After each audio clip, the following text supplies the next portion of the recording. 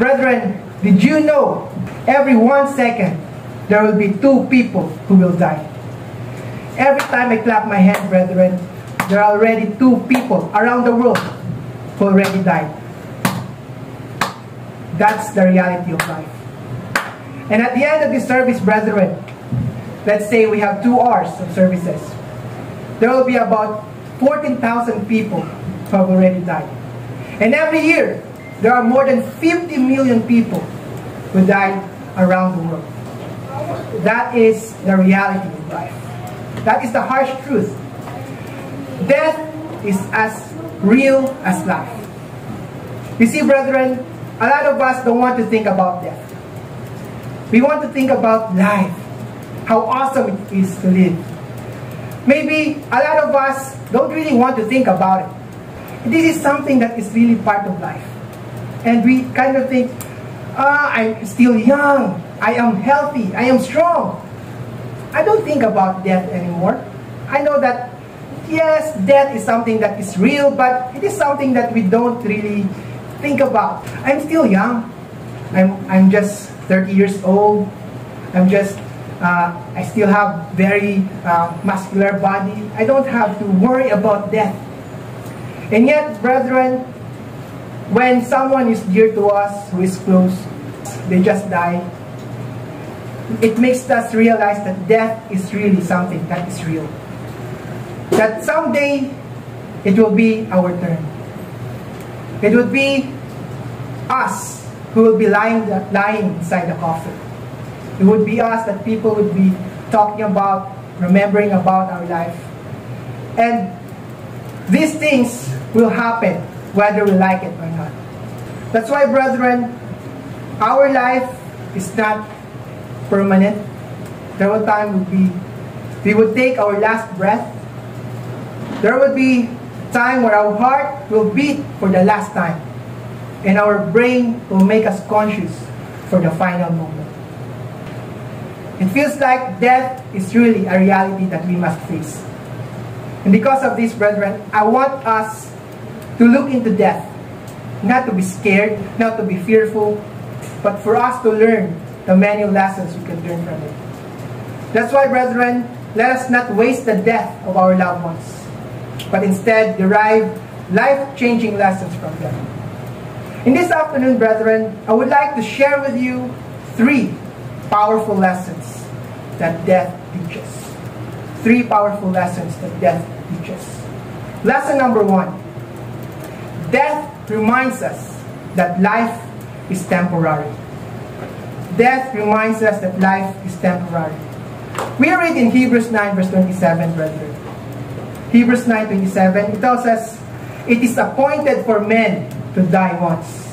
It is appointed for men to die once. Unless we are still alive when Christ comes, we are all going to die. That's the harsh truth about life that we are going to face one day.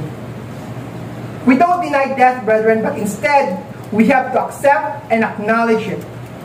It doesn't mean that we should hate life and love death, but it only means that if we want to be fully prepared for life, we must also be prepared to die. Death is a powerful agent of change. It's a great equalizer that affects both the young and old, the rich and the poor, the healthy and sick. You see, brethren, I love going to the beach. I know that some of you also love the beach, and it is a very nice place for us to hang around, to get rid of stress. But you know what, brethren? Every time I see waves coming to the shore, there are those small waves and those are big waves. And no matter what size the waves are, whether it's big and strong, whether it's small and very weak, all of those waves, when they finally reach the shore, they will all be gone. They'll all vanish. And so is life, brethren. No matter how rich you are, no matter how poor, all of us will end up in one place. Because of this, brethren, every time someone dies, it reminds us that life is truly temporary. Since we are all going to die one day, brethren, it should make us stop and think how we should live this life. There was this one person who learned that he has only a few months to live. Actually, he has one year and about 6 months.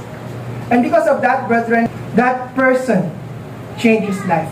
He became more caring, more loving, and more compassionate. That's how life-changing death is.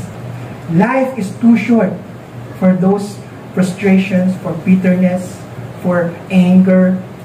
Let's live life to the fullest, because we know that one day we will not have the chance anymore to live this life, because we are all going to die. When was the last time you helped a person in need? When was the last time you talked to an old friend? When was the last time you visited your parents? For those who are far away from your parents, when was the last time you even called them? When was the last time you spent quality time with your family? When was the last time you enjoyed God's creation? If you are going to die tonight, brethren, if you're going to die tonight, can you honestly be happy with what you have done with your life? Or will you live a life full of regrets? I believe it's high time for us to rethink our priorities in life. It's time for us to spend more time in the things that really matter the most. Because time will come when we'll never get a chance to do it. That's lesson number 1. Lesson number 2, death is gain when we live for Christ. Death is gain when we live for Christ. Let's read Paul's statement in Philippians 1 verse 21. Philippians 1 verse 21. It says there, "For to me," for Paul, "to live is Christ, and to die is gain." Did you understand that, brethren? He says that to live is Christ, and to die is gain. You know what, brethren? When we first hear of people dying, we don't really think of it as a gain. We think of it as a loss.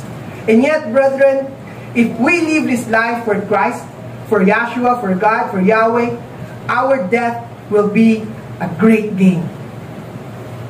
Living life without God is meaningless. A lot of people live their lives without acknowledging God. They believe that God is just optional. And when there's time that they need God, that's the only time they would remember God. We can all just call on God when we finally lay down on a deathbed. When they are old, when they are almost dying, that's the time that they will remember God. And yet, brethren, we should strive to live our life for Christ, so that our death would be a gain. I remember reading a book about a dying man. This is a different man again. He went to the doctor and learned that he has a terminal illness, and he only has a year to live. This guy, he thought that he's someone special. He always thinks that he's a professor and he has achieved a lot of things. He gained a lot of money, he has a lot of friends, he has a lot of properties. He is well respected by other people. Yet, when he heard about the news and he went outside that hospital, he felt a deep void in his heart. He looked around and see how normal the world is. There he was, standing outside that hospital and knowing that he has limited time to live. In his mind, the world is supposed to stop and grieve for me. I am someone special. The world is supposed to look at me with pity. They would just at least say, "How are you?" And yet, the world just continues on as normal. When someone dies, life goes on. The world would not stop for you. It would just go on, and it will not just take notice that someone has died. If you would think about it, brethren, our life is just a dot compared to the enormous size of the universe. Life is so insignificant if you are just to compare it with the vastness of this universe. That's why, brethren, if you are going to live your life without God, your life would be meaningless.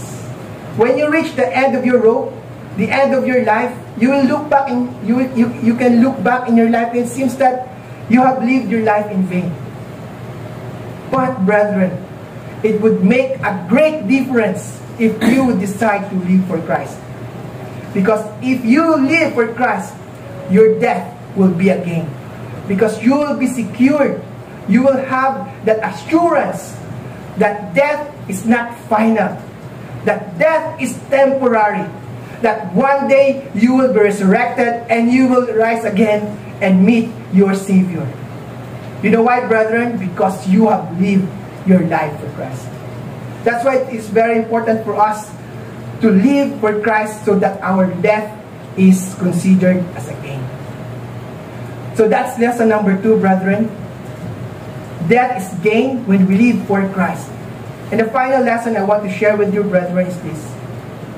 Death finalizes your legacy. Death finalizes your legacy. Death ends your physical life. In a way, it's the final period in a sentence. It closes the final chapter of your life. And you can undo and rewrite the story you have written. Death finalizes your legacy. Whether you like it or not, brethren, upon your death, you will leave a legacy. The question now is, will that legacy be a legacy of honor, of love, and service? Or it will be a legacy of unfaithfulness, wickedness, or simply mediocrity? In the Bible, brethren, there are 2 stories of death that I want to share with you. The death of Jehoram and the death of Tabitha. The first one, Jehoram was a wicked king of Judah.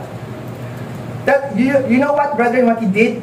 To eliminate any chance that he would be dethroned, he killed all his brothers and all the rulers in the land of Judah.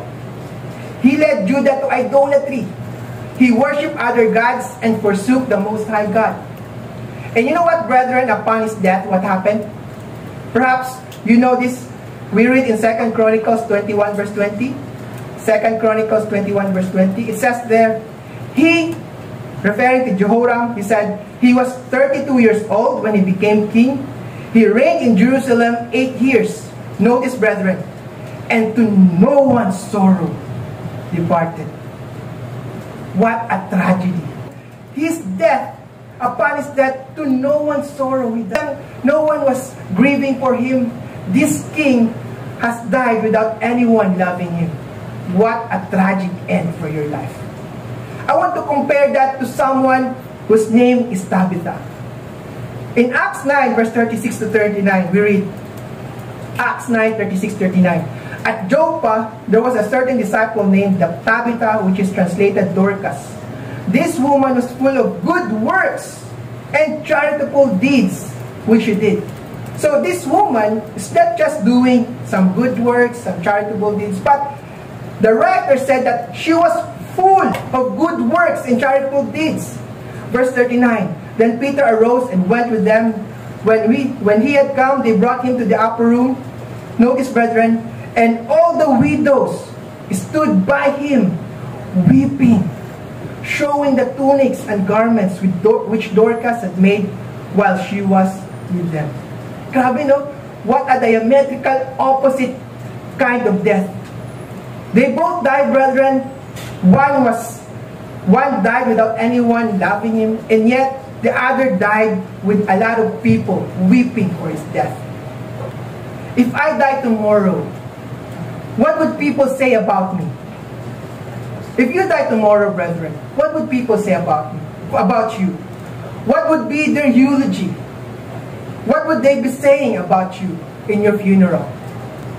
Now, I want to ask you, brethren, do you want a legacy of Tabitha, or do you want a legacy of Jehoram? Now, if you want a legacy of Tabitha, then the Bible tells us that you should be full of good works and charitable deeds. The kindness, care, and love you left this world will be cherished by the people around you. Don't ever underestimate the small kind things you do for other people.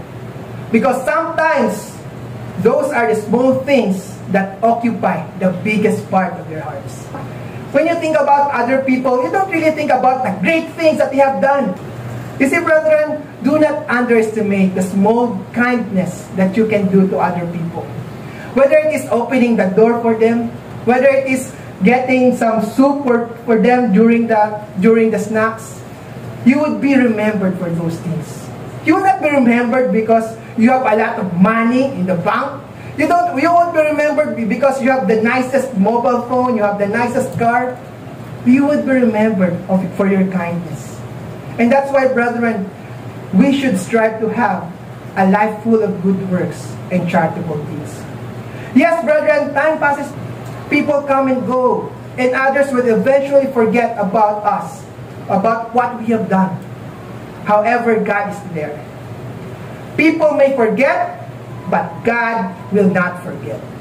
In Hebrews 6 verse 10, brethren, Hebrews 6 verse 10, it tells us, "For God is not unjust to forget your work and labor of love, which you have shown toward His name, and that you have ministered to the saints and do minister." Brethren, these are just some of the powerful lessons that death teaches us. There's a lot of things, but these are just some of the lessons that I want to share with you.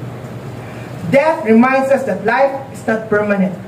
That's why, brethren, we should spend it for the things that matter most. Next, death becomes a gain when we live a life for Yeshua, our Messiah. Only by living this life for God that our death becomes sweeter than our birth. Finally, leave a legacy worth remembering and cherishing. We will all leave a legacy, and it's always better to choose the better one. With that said, brethren, I hope and pray that when we finally reach the end of our lives, we can all say, "I have fought a good fight. I have finished the race. I have kept the faith."